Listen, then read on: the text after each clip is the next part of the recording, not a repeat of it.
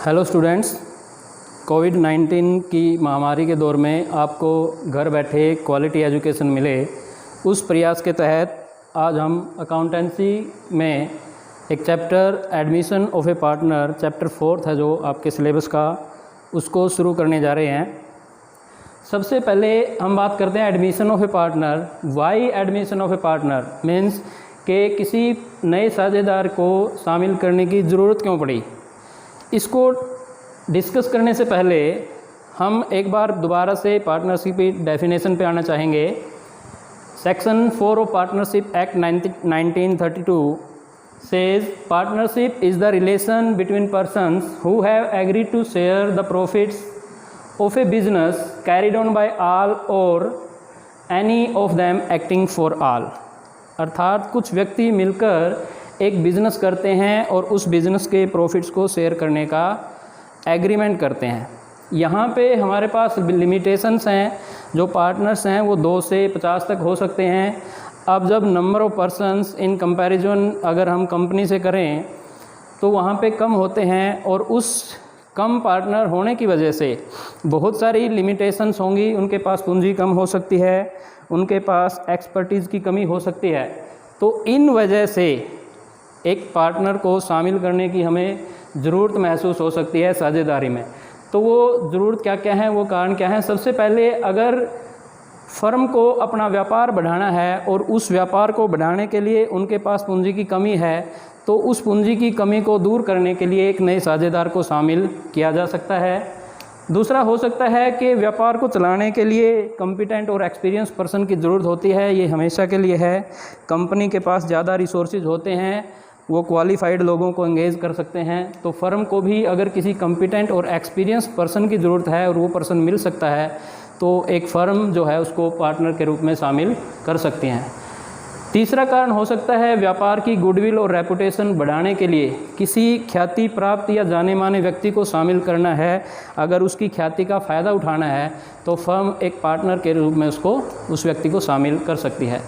और कारण हो सकता है कि फर्म में कोई एक ऐसा कॉम्पिटेंट पर्सन जो है, वो एम्प्लॉई है फर्म का, वो काम कर रहा है, उसका हौसला बढ़ाने के लिए और उसकी कॉम्पिटेंसी का फ़ायदा उठाने के लिए, ताकि वो और जिम्मेवारी के साथ काम करे, फर्म में उसको पार्टनर के रूप में हम शामिल कर सकते हैं। तो ये कारण हो सकते हैं साझेदारी में किसी भी नए पार्टनर के एडमिशन के। तो जब कोई भी पार्टनर को फर्म में शामिल किया जाता है तो उस टाइम पे साझेदारी का पुनर्गठन, रिकंस्टिट्यूशन होता है, क्योंकि पार्टनरशिप अपने आप में एक एग्रीमेंट है, और जब उस एग्रीमेंट की किसी भी टर्म या कंडीशंस में चेंज होगा तो अपने आप में नया एग्रीमेंट सामने आएगा, और वो नया एग्रीमेंट अपने आप में रिकंस्टिट्यूशन ऑफ पार्टनरशिप फर्म है। तो उस टाइम पे जब नया साझेदार शामिल होगा, साझेदारी संलेख या पार्टनरशिप डीड नई बनेगी। और जब भी ये बात ध्यान दें कि पार्टनर शामिल करने के लिए जो उस टाइम में पुराने पार्टनर हैं, उन सबका सहमत होना कंपलसरी है। Section 31 sub section 1 of partnership act 1932 के अनुसार अगर सारे पार्टनर, सारे साझेदार सहमत नहीं होंगे एडमिशन के लिए, तो किसी पार्टनर का एडमिशन फर्म के अंदर नहीं हो सकता। एडमिशन के समय नया जो साझेदार आएगा वो अपने हिस्से की ख्याति और गुडविल लेकर आता है, और वो इसलिए लेके आता है क्योंकि गुडविल जो भी पुराने पार्टनर हैं उन्हें अपना कोई हिस्सा, कुछ न कुछ हिस्सा नए साझेदार के लिए छोड़ना होगा, और भविष्य में उसी हिस्से को नया जो साझेदार है वो लेगा, इसलिए वो गुडविल का हिस्सा लेके आएगा और अपने हिस्से की पूंजी वो लेके आएगा। अब हमने ये जाना कि पार्टनर को, एक नए पार्टनर को साझेदारी में शामिल करने के क्या कारण है, उसकी ज़रूरत हमें क्यों महसूस हुई। ये ज़रूरत जान लेने के बाद अब समस्या आएगी कि जब एक नया पार्टनर शामिल होगा फर्म में, तो उस टाइम में हमें क्या क्या एडजस्टमेंट या समायोजन फर्म के अकाउंट्स में हमें करने होंगे। तो ये जो समायोजन हैं या एडजस्टमेंट हैं, वो 5 तरह के एडजस्टमेंट हमें करने की ज़रूरत होगी एक पार्टनर के एडमिशन के टाइम। और वो सबसे पहली है calculation of new profit sharing ratio, क्योंकि अब एडमिशन से पहले, नए साझेदार के एडमिशन से पहले फर्म में पुराने पार्टनर काम कर रहे थे और उनके बीच में एक रेशियो थी, वो ओल्ड रेशियो हो जाती है क्योंकि एक नया पार्टनर आ गया। तो वहाँ पे जब नए पार्टनर आया है उसको साथ में लेके जो जितने भी पार्टनर बनते हैं उनके लिए एक नई प्रॉफिट शेयरिंग रेशियो की हमें ज़रूरत होगी। तो फर्स्ट पॉइंट है calculation of new profit sharing ratio.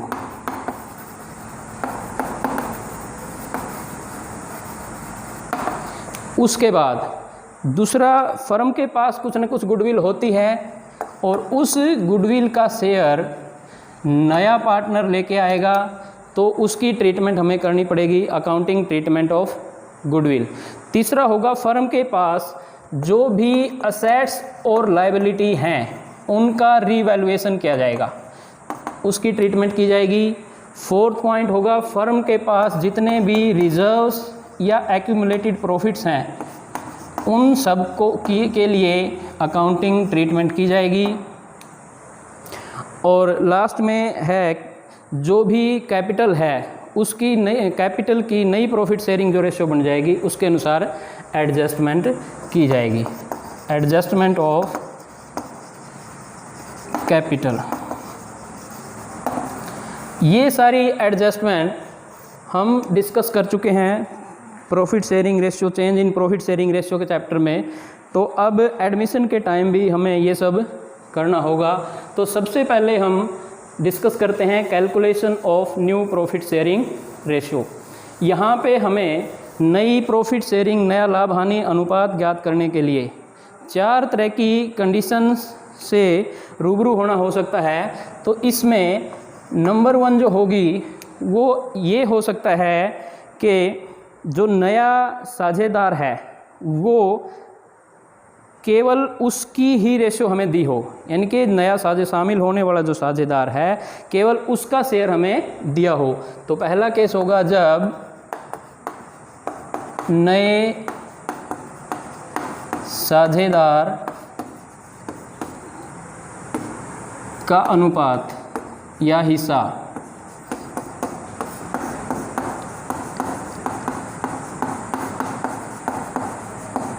दिया हो, यानी कि जो पार्टनर शामिल हो रहा है फर्म में हमें केवल उसी की रेशियो दी हुई है, बाकी और इसके अलावा कुछ भी हमें जानकारी नहीं दी हुई है।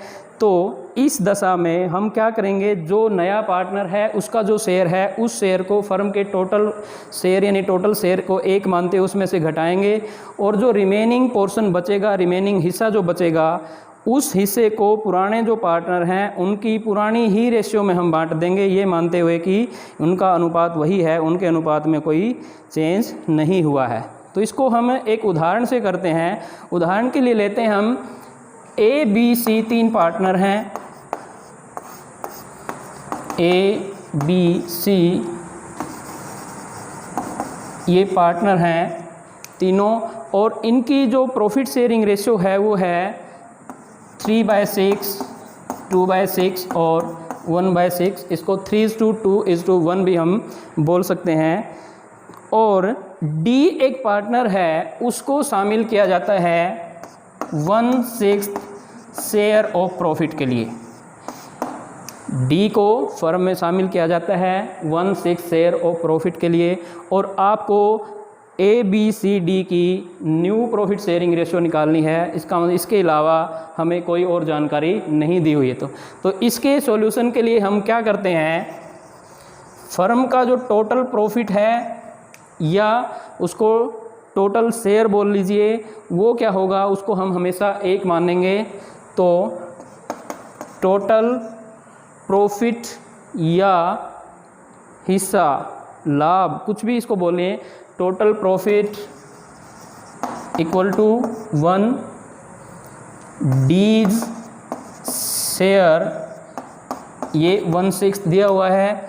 इसमें से 1/6 घटाने के बाद जो बचेगा उसको हम बोलते हैं रिमेनिंग शेयर या रिमेनिंग प्रॉफिट। तो इसमें से इसको घटाते हैं 1 - 1/6 दैट इज इक्वल टू 6 - 1/6 और ये होता है 5/6। अब इस 5/6 को हमें ये जो पुराने पार्टनर हैं इनको इनके अनुपात में वैसे ही बांटना है जैसे ये पहले से इनका हिस्सा था। तो यहाँ पे हम निकालेंगे ए शेयर। अब ए का जो पुराना हिस्सा था 3/6, तो यहाँ पे करेंगे 3/6 ऑफ 5/6 और ये हो जाता है 15/36। फिर करते हैं हम बी शेयर। बी का शेयर ओल्ड शेयर दिया हुआ है 2/6 ऑफ 5/6, ये होगा 10/36। और सेम इसी सीक्वेंस में सी शेयर जो हमें दिया हुआ है 1/6 ऑफ 5/6 और ये होगा 5/36। और डी शेयर हमें दिया है 1/6 और इसको 36 अगर डिनोमिनेटर बनाना तो ये होगा 6/36। तो यहाँ पे अब हमें इन चारों की जो न्यू रेशियो निकालनी है वो न्यू रेशियो बनेगी A B C D. New ratio will be 15/36, 10/36, 5/36, 6/36 and ये इक्वल होगी 15:10:5:6। तो ये है जब हमें केवल नए साझेदार के हिस्से के रूप में इंफॉर्मेशन दी है, उसके अलावा हमें कोई भी जानकारी नहीं दी हुई, तब हम क्या करते हैं पूरे शेयर को एक मानेंगे, उसमें से जो नया पार्टनर शामिल होने वाला है उसके शेयर को घटा देते हैं, रिमेनिंग शेयर बचेगा और फिर उस रिमेनिंग शेयर में से को पुराने जो पार्टनर हैं उन पार्टनर की रेशियो में वैसे ही बांट देंगे जैसे ये मानते हुए कि उनका जो अनुपात है वो चेंज नहीं हुआ है। तो इस तरह से हम शेयर निकालेंगे और ये है फर्स्ट केस जब हमें सिर्फ नए पार्टनर का शेयर दिया हुआ है। अब दूसरा जो केस हो सकता है उसमें ये दिया होगा कि जो नया पार्टनर है, शामिल होने वाला पार्टनर, वो पुराने पार्टनर से अपना हिस्सा इक्वली लेता है, यानी कि उनसे बराबर बराबर लेता है। तब हम न्यू रेशियो को कैसे निकालेंगे? जब वो इक्वली, जब नया साझेदार पुराने साझेदारों से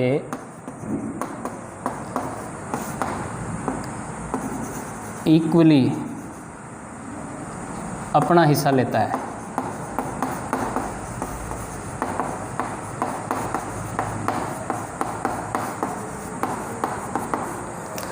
तो इस दशा में हम क्या करेंगे, जब हमें बोला है नया पार्टनर शामिल हो रहा है, उसका हिस्सा, उसका शेयर दिया हुआ है और वो अपना शेयर पुराने पार्टनर से बराबर बराबर लेता है, तो हम उस शेयर को दोनों से में बराबर बराबर बांट देंगे और दोनों जो या दोनों तीनों जितने भी पुराने पार्टनर हैं, ओल्ड पार्टनर हैं, उनके शेयर में से उसको घटा देंगे। तो पुराने पार्टनर का न्यू शेयर निकल जाएगा और जो नया पार्टनर उसका शेयर हमें मालूम है ही, और इस हिसाब से हम न्यू प्रॉफिट शेयरिंग रेशियो हम निकाल देंगे।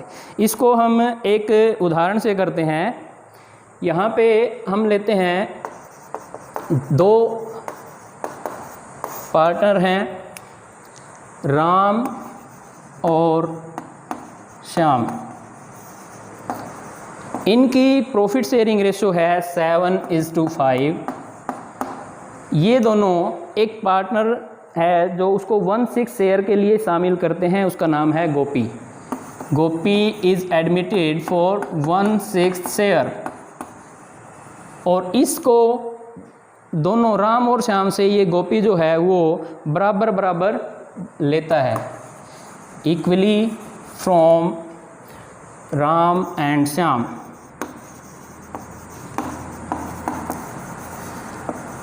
तो अब हमें न्यू प्रॉफिट शेयरिंग रेशियो ज्ञात करनी है। तो यहाँ पे हम क्या करेंगे, गोपी का शेयर हमें दिया हुआ है 1/6, तो वो राम से कितना लेगा, 1/6 का हाफ करेंगे तो कितना होगा, 1/6। 12। तो शेयर सेक्रीफाइस्ड बाय राम, सबसे पहले लिखते हैं सॉल्यूशन जब हम इसका करेंगे तो शामिल होने वाला जो पार्टनर है उसका शेयर हमें पता है, तो यहाँ पे लिखते हैं हम गोपीज शेयर इक्वल टू 1/6 जो कि गिवन है क्वेश्चन में।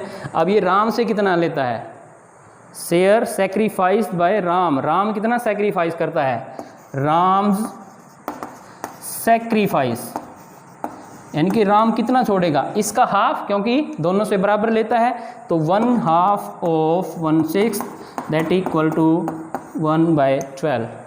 और इतना ही शेयर ये किससे लेता है, श्याम से, तो श्याम्स सेक्रीफाइस सेम होगा 1/2 ऑफ 1/6 दैट इज़ 1/12। अब ये जो है ओल्ड शेयर राम का हमें पता है और 1/12 उसने सेक्रीफाइस कर दिया, तो इस आधार पे हम राम का न्यू शेयर निकालते हैं। तो राम्स न्यू शेयर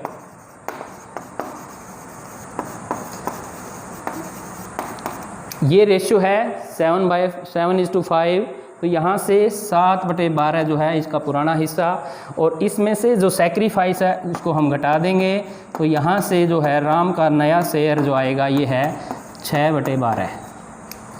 ठीक इसी तरह से हम श्याम का शेयर निकालते हैं, श्याम्स न्यू शेयर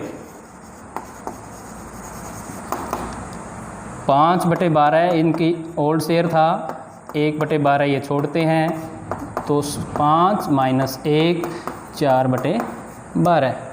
और हमें गोपी का शेयर दिया हुआ है, तो गोपीज शेयर 1/6, और इसको अगर हम डिनोमिनेटर को 12 बनाना चाहते हैं तो 2/2 कर देंगे और ये होगा 2/12।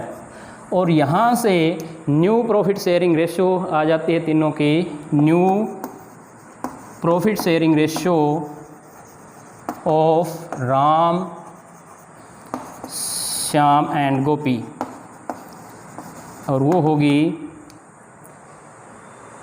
6/12 इज़ टू 4/12 इज़ टू 2/12, और इसको छोटा भी कर सकते हैं, ये हो जाएगी 6:4 इज़ टू 2, और सब में 2 कॉमन है, तो ये 3:2:1 भी हम इसको बोल सकते हैं। तो ये है हमारा दूसरा केस, जब ये दिया हुआ है जो शामिल होने वाला साझेदार है वो पुराने साझेदारों से बराबर शेयर जो है वो प्राप्त करता है। इसके बाद तीसरा जो केस है वो ये हो सकता है कि जब जो नया साझेदार है वो अपना हिस्सा पुराने साझेदारों से किसी एक पर्टिकुलर अनुपात में खरीदता है।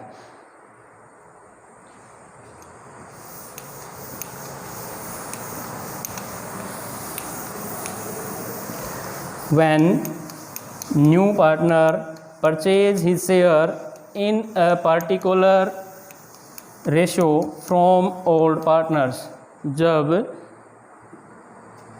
नया साझेदार अपना हिस्सा, तीसरा जो केस है वो होगा नया साझेदार अपना शेयर पुराने साझेदारों से एक निश्चित अनुपात में खरीदता है, परचेज करता है।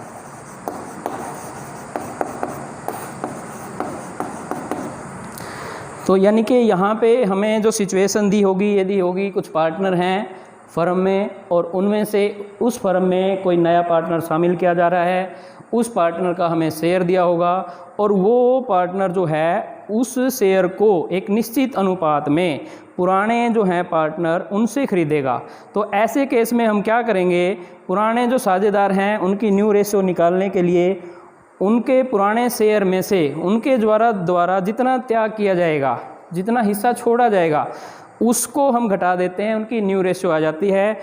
और इस प्रकार जो पुराना जो है, जो नया पार्टनर है, उसका शेयर हमें दिया हुआ है, तो उसको हम न्यू रेशियो ऐसे निकालेंगे। अब एक इसको भी हम एक उदाहरण के द्वारा समझते हैं। दो पार्टनर हैं ए और बी, उनकी रेशियो है 7:3। एग्जाम्पल लेते हैं, ए एंड बी दो पार्टनर हैं, इनकी रेशियो है 7:3। ये सी को एडमिट करते हैं एक पार्टनर के रूप में, और उसका हिस्सा जो है वो है 3/7, which C acquires 2/7 from A and 1/7 from B. तो यहाँ पे जो है नया साझेदार है, उसका हिस्सा दिया हुआ है, और उसका एक पार्ट वो ए से लेता है और उसका कुछ पार्ट जो है वो बी से लेता है, कुछ पार्टिकुलर हिस्सा जो है वो दोनों से ले रहा है। तो इस केस में हम क्या करेंगे, देखो सी का हमें दिया हुआ है इसका नया, तो हमें ए और बी इनके नई रेशियो चाहिए। अब इनका हमें पता है ये पुराना अनुपात हमारे पास है, और इनमें से कुछ ये सेक्रीफाइस करते हैं, तो इसके पुराने ए के पुराने अनुपात में से इसका सेक्रीफाइस घटा देंगे तो ए का न्यू शेयर आएगा। और ठीक ऐसे ही बी के जो रेशियो है या बी का जो शेयर है, उसमें से उसका सेक्रीफाइस घटाने के बाद जो है बी का नया शेयर हम निकाल लेंगे, और इस प्रकार से हम नई रेशियो जो है निकाल देते हैं। तो देखिए यहाँ पे एज सेक्रीफाइस, तो ए का सेक्रीफाइस कितना है 2/7, तो ये हमें दिया हुआ है, तो यहाँ से हम ए का न्यू शेयर ही निकाल लेते हैं। तो ये क्योंकि ये तो दिया है, ये निकालने की ज़रूरत नहीं है, तो यहाँ पे एज न्यू शेयर, और वो क्या होगा ओल्ड शेयर माइनस सेक्रीफाइस, और ओल्ड शेयर है 7/10 माइनस सेक्रीफाइस दिया हुआ है हमें 2/7। तो यहाँ पे एलसीएम 70, 49 माइनस 20, और ये होगा 29/70। ठीक ऐसे ही बीज न्यू शेयर, और ये वैसे ही होगा old share minus sacrifice. Old share है 3/10 माइनस सेक्रीफाइस है 1/7, एलसीएम 70, 10 7 70, 7 ये 21, ये हुआ 10 माइनस 10, तो 11/70। और सी का जो शेयर है हमें पता है, सीज शेयर, इसको हम ऐसे भी लिख सकते हैं 2/7 प्लस 1/7, या फिर सीधा 3/7 जो है दिया हुआ है, और इसको भी 70 हमें करना है, तो 10 से इसको मल्टीप्लाई करते हैं, ये होगा 30/70। अब हमें तीनों के न्यू शेयर मिल गए, तो इनकी न्यू रेशियो होगी new ratio of A B and C, और ये होगी 29/70, 11/70 और 30/70, यानी 29:11:30। तो ये नई प्रॉफिट शेयरिंग रेशियो ज्ञात करने का तीसरा जो तरीका है, तीसरा केस है, उसमें हमें दिया हो सकता है नया जो पार्टनर है आने वाला, उसका शेयर दिया हो सकता है, और वो पुराने जो पार्टनर हैं उन पार्टनर से एक डेफिनेट रेशियो में, एक डेफिनेट प्रोपोर्शन में वो उसको प्राप्त करता है। तो उस केस में हम क्या करते हैं, ओल्ड पार्टनर के ओल्ड शेयर में से उनके द्वारा सेक्रीफाइस जो किया हुआ पोर्शन है उसको घटा देते हैं, तो उनका न्यू शेयर निकल जाता है, और इस प्रकार हम नई प्रॉफिट शेयरिंग रेशियो को ज्ञात कर लेते हैं। अब इसी सीक्वेंस में जो चौथा जो इसका केस है, उसमें हम क्या करते हैं, जब एक आने वाला जो साझेदार है वो पुराने जो साझेदार हैं उस नए साझेदार का हिस्सा न देकर, जब बल्कि पुराने जो साझेदार हैं वो अपने हिस्से का कुछ जो भाग है वो नए साझेदार के पक्ष में छोड़ेंगे, तो उस केस में हम क्या करेंगे, यहाँ पे नए साझेदार का शेयर दिया हुआ है, वहाँ पे क्या है, जो पुराने साझेदार हैं वो उनका सेक्रीफाइस या उनका सरेंडर आपको दिया होगा, और उस बेस पे हमें नई प्रॉफिट शेयरिंग रेशियो जो है वो निकालनी है। तो फोर्थ केस है जब ओल्ड पार्टनर अपने शेयर का कुछ भाग नए साझेदार के पक्ष में छोड़ते हैं।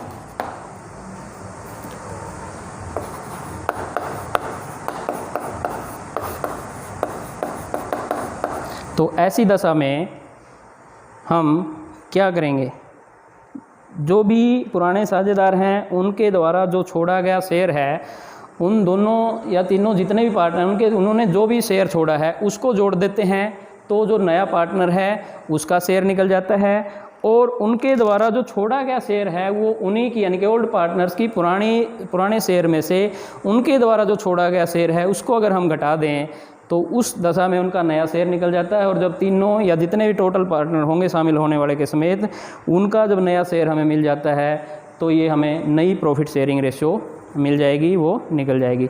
इसको भी हम एक उदाहरण से समझते हैं। यहाँ पे हमारे पास दो पार्टनर हैं ए और बी। एग्जांपल लेते हैं हम, ए एंड बी दो पार्टनर हैं, उनकी रेशियो है 7:3।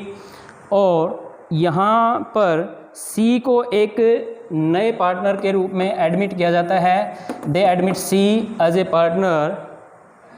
और यहाँ पे सी का हिस्सा न देके ये बोला गया है ए जो है अपने लाभ का 2/7 और बी अपने हिस्से का 1/7 भाग सी के पक्ष में छोड़ता है।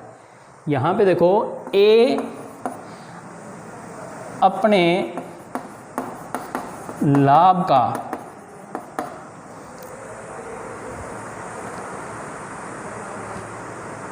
2/7 हिस्सा और बी अपने लाभ का 1/7।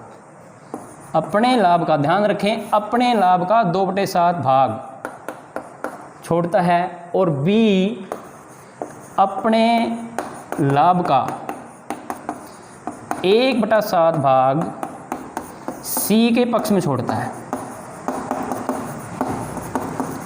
इस तरह से ये हमें इन्फॉर्मेशन दी हुई है। दोबारा सुने, ए और बी दो पार्टनर हैं, उनका अनुपात है 7:3। उन्होंने सी को एडमिट किया और यहाँ पे सी का अनुपात न देकर हमें जो इन्फॉर्मेशन दी है वो ये है कि ए अपने लाभ का 2/7 भाग सी के फेवर में छोड़ता है और बी अपने लाभ का 1/7 भाग सी के फेवर में छोड़ता है। यहाँ से जो दोनों के द्वारा छोड़ा गया भाग है, अगर हम उसको जोड़ देते हैं तो उससे सी का शेयर मिल जाता है। और ए और बी के पुराने शेयर में से अगर हम उनके द्वारा छोड़ा गया भाग निकाल देते हैं तो हमें उनका नया जो है वो शेयर मिल जाता है। तो इस तरह से तीनों का जब हमें नया शेयर मिलेगा तो उसके आधार पे हमें न्यू रेशियो जो है वो निकाल लेंगे। अब यहाँ पे हमें सरेंडर निकालना है, छोड़ा हुआ हम निकालते हैं। ए और बी कितना शेयर अपना छोड़ते हैं, तो ए surrenders 2/7 of his share is 7/10। तो यहाँ से इनको मल्टीप्लाई करते हैं तो ये होगा 14/70। ठीक ऐसे ही B surrenders in favour of C 1/7 of his share is 3/10 और ये होगा 3/70। अब ये तो है सरेंडर। इस सरेंडर को, इस छोड़े गए पोर्शन को अगर हम इनके पुराने शेयर में से निकाल दें तो इनका नया शेयर निकल जाता है। तो यहाँ से हम निकालेंगे एज न्यू शेयर और ये बनेगा old share minus surrendered share. And old share है 7/10 और इन्होंने सरेंडर किया है 14/70। तो यहाँ से एलसीएम 70 होगा, 49 - 14 और ये होगा 35/70। फिर हम निकालते हैं इसी तरह से बीज new share, same old share minus surrender. तो ओल्ड शेयर है 3/10 और इसमें से ये 1/7 ये जो छोड़ता है वो है 3/70। एलसीएम वही 70, 10 सता 70, 7 21 -3 और ये हो जाएगा 18/70। और अब हमें जो पता है जो सी का शेयर है वो क्या होगा, वो होगा सरेंडर बाय ए प्लस सरेंडर बाय बी। और ए ने जो सरेंडर किया है वो है 14/70 प्लस बी ने किया है 3/70।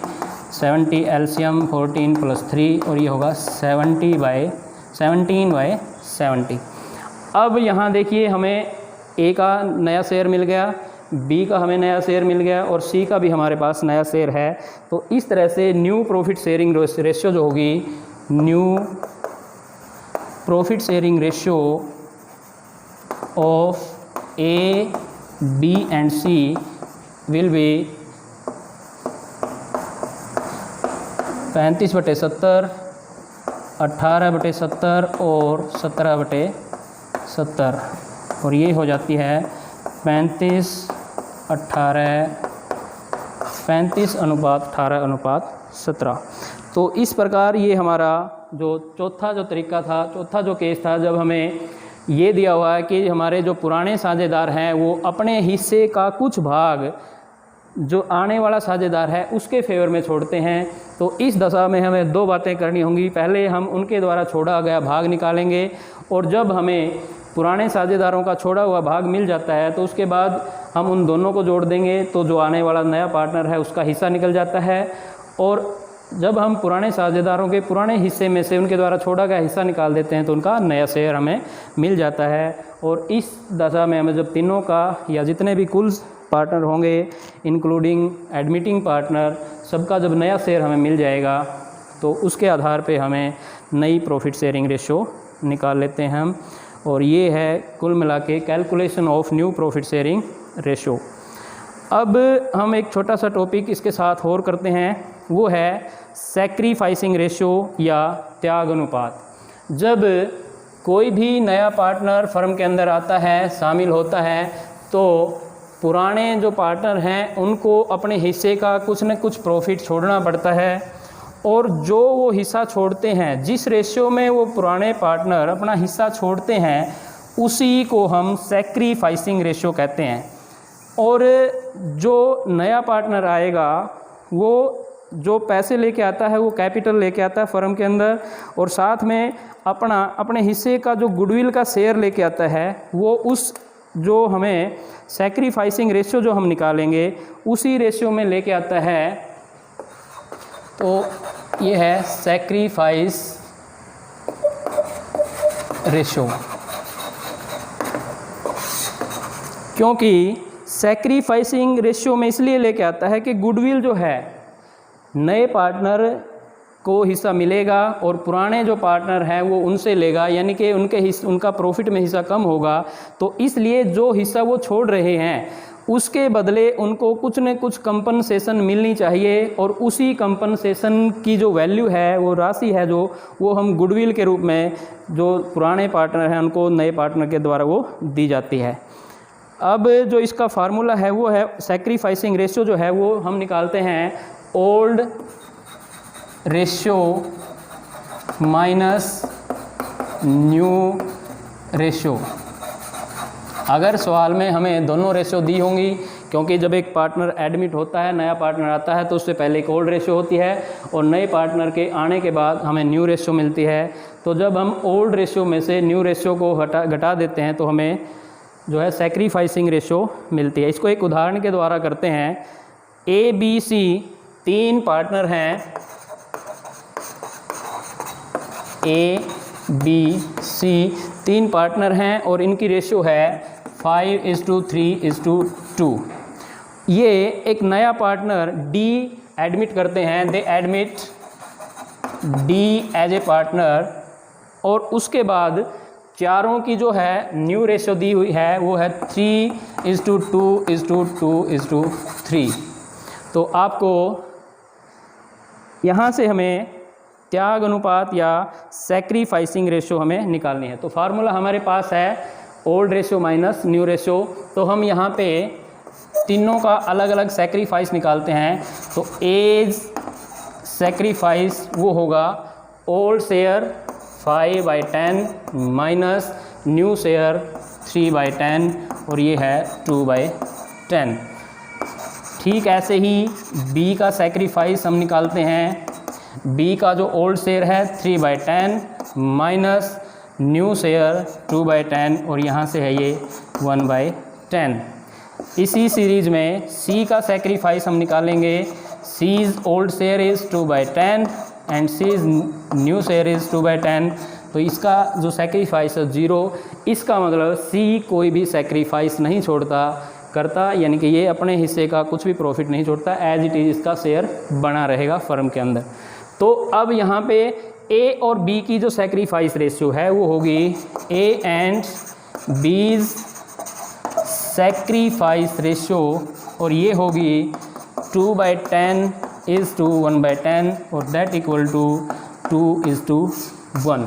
तो ये है हमारा छोटा सा टॉपिक सेक्रीफाइस रेशियो, यानी कि जब कोई पार्टनर फर्म के अंदर शामिल होता है तो उस पार्टनर के द्वारा जो हिस्सा प्राप्त किया जाएगा वो कहीं और से ना आके बल्कि जो पुराने साझेदार हैं उनसे किसी न किसी एक अनुपात में लिया जाएगा, जो कि हमने अभी डिस्कस किए हैं न्यू प्रॉफिट शेयरिंग रेशियो निकालने के केस में।